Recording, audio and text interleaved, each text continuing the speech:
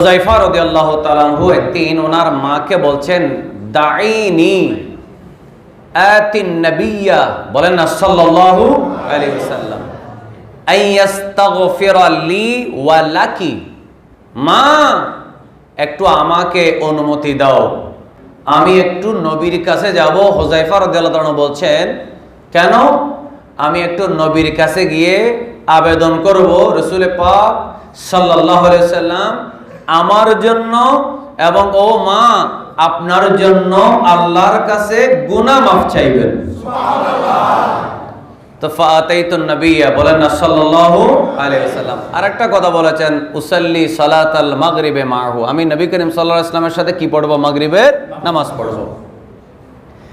হযরতে হুযায়ফা রাদিয়াল্লাহু তাআলা বলেন, আমি নবী করিম সাল্লাল্লাহু আলাইহি ওয়াসাল্লামের কাছে আসলাম। আসার পরে সাল্লাইতু সালাতাল মাগরিবি মান নবী সাল্লাল্লাহু আলাইহি ওয়াসাল্লাম, আমার নবীর পিছনে দাঁড়িয়ে আমি মাগরিবের নামাজ পড়লাম, এরপরে আশার নামাজও পড়লাম। এরপরে রাসূল করিম সাল্লাল্লাহু আলাইহি ওয়াসাল্লাম নামাজের পরে যখন নিজের হুজরা শরীফের দিকে যাচ্ছেন, ফাতাবি'তুহু, আমি নবীজির পিছনে পিছনে যাওয়া শুরু করে দিলাম। এমন সময় আমার নবী পিছনে ফিরে দেখলেন, আমার এই এলাকার মুরব্বীরা, যুবক ভাইরা, একটু মহব্বতের আওয়াজে বলুন, আমার নবী সাল্লাল্লাহু আলাইহি ওয়াসাল্লাম ইমানদারের মনের খবর জানে কি জানে না? আর একটু মহব্বতে বলেন, জানে? আমার প্রিয় নবী মুহাম্মদুর রাসূলুল্লাহ সাল্লাল্লাহু আলাইহি ওয়াসাল্লাম আমার দিকে তাকিয়ে বললেন, হুযায়ফা রাদিয়াল্লাহু তাআলা বলেন, মা হাজাতুকা ইয়া হুযায়ফা, এ হুযায়ফা তুমি কি চাও, তুমি কেন আসলাম? হাদিসে পাকের ইবারত, আমার নবী হুযায়ফা রাদিয়াল্লাহু তাআলা আনহু চেহারার দিকে তাকিয়ে বললেন, তুমি কি চাও? হুযায়ফা জবাব দেওয়ার আগে আমার নবীজি বলে দিলেন, গফরাল্লাহু লাকা ওয়া লিউম্মিক, আল্লাহ তাআলা তোমার গুনাহ মাফ করে দিন, তোমার মার গুনাহ আল্লাহ তাআলা মাফ করে দিন। এই কথা বলার পরে এমন সময় আমার নবী মুস্কি হেসে হুযায়ফা রাদিয়াল্লাহু তাআলা আনহুকে বললেন, এই হুযায়ফা শোনো, ইন্না হাযা মালাকুন, আজকে আমার কাছে একজন ফেরেশতা এসেছে। ফেরেশতা হুযায়ফা দেখতে পাচ্ছেন না, রাসূলুল্লাহ বলছেন, আমার কাছে একজন ফেরেশতা আসলো, লাম ইয়ানজিলিল আরদা কাত্তু ক্বাবলা হাদিহিল লাইলা, আজকের রাতের আগে এই ফেরেশতা কখনোই আমার কাছে আসে নাই, এই প্রথমবার আমার কাছে ফেরেশতা আসলো।